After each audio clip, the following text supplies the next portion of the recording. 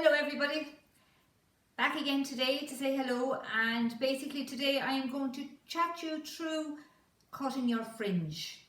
Okay, I have been requested to do this so many times in the last few days. It's a problem for a lot of people out there, you know, for different reasons, for eye irritation for instance, for people who wear contacts, you know, so it is an issue and it is something I'm going to address.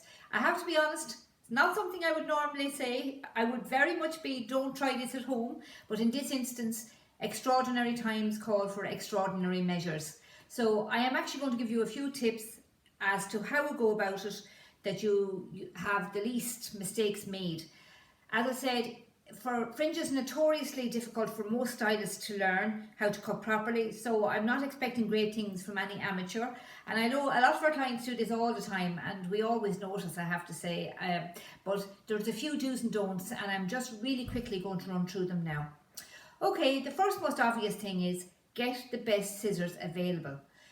Don't rely on a nail scissors, don't rely on a dressmaking scissors or the kitchen scissors for cutting the chicken.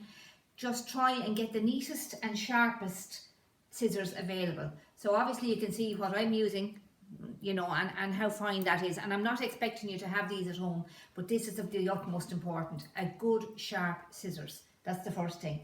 Second thing is blow dry your hair. Shampoo and blow dry your hair as you normally would. So actually have your hair styled, because if you cut it from wet, the chances are you're going to end up with a micro fringe where you'll have cut far too much off.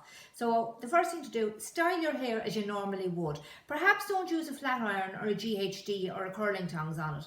You probably won't on your fringe anyway, but especially a GHD, because it's going to lengthen your fringe, and when you take it off and you shampoo your hair again and it reverts back to normal, it's going to be too short. So again, just wash and blow dry and leave your hair quite soft, you know, don't put it too straight.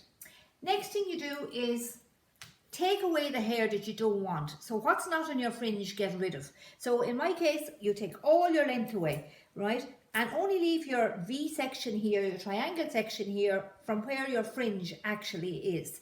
Don't leave the hair down and start deciding that you go into the sides. It will look silly, it will look wrong, and it's going to take ages to grow back. So again, get rid of the hair you don't need, whether you put it back into a ponytail, clip it back, or put a hairband on it. That's the first thing. The next thing you do then is you take your comb, and most people, what they do is they put them here and they try and look at it. Straight away they go and look at it and across. No, whatever you do, don't do that. So what you do is you take it down, decide how much you want to take off, and then straight away bring that right down and take at least less, probably less than half off. Just go right down to the very ends, and can show you can see. Don't pull the hair taut from the scalp. Release it, because if not, when it's dry, it's going to jump and you're going to end up with a much shorter fringe. So again, the secret is when we take it down, release the tension. Again, don't take too much off it. So then from there, we'll just very snip it across.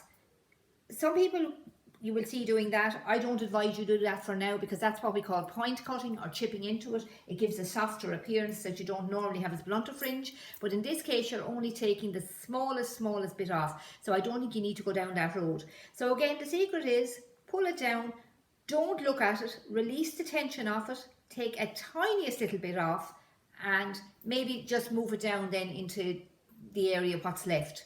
Do not cut up this way. So a lot of people come down here and they start rounding it, and all of a sudden they have a hole.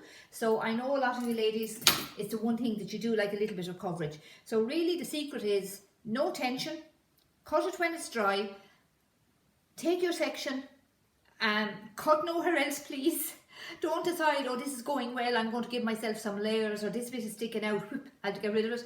None of that. So ladies, very simple. The tiniest bit. You can always go back and take a second bit, but you cannot put it back. And everybody knows, you know, the fringe, when it frames the face, it's the whole look of your hair. So it's not something you mess around with. But as I say, I can understand why you are going to do it at this time. The other thing is, try not to cut children's hairs. Try not to, you know, most kids, if they're very straight, blunt fringes, it's a nightmare to get right. And we all remember school days when somebody came into school sitting beside you, or indeed yourself, where your fringe wasn't indeed the straightest, and the embarrassment of it. So look, please, you know, just I urge you to act with caution. Obviously, keep scissors out of reach of children, that goes without saying, and the tiniest bit. Good luck with it, ladies. If there's anything you want to ask me, just leave a comment below. Just send me a message. I'm here to help. You know, it's a difficult time for all of us, and as long as we all get through it, stay well, and hopefully be all back into the salon soon. Best of luck with that, ladies. Take care. Bye.